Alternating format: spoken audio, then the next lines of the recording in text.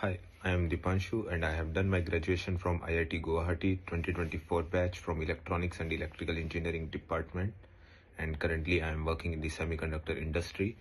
I studied chemistry from Tejinder sir during my JEE preparation in my 11th and 12th standard. Initially, I used to think chemistry is the most confusing subject and we have to memorize a lot of things rather than getting the basics.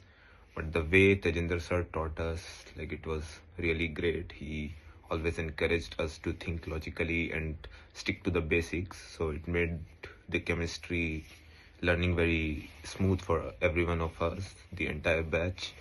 And I really want to thank him for all the contribution he made in my journey. He also used to give various real life analogies which were quite funny and full of humor, which helped us all to learn the concepts very easily and remember it for a long time. So I really want to thank Tejinder sir for everything. Thank you.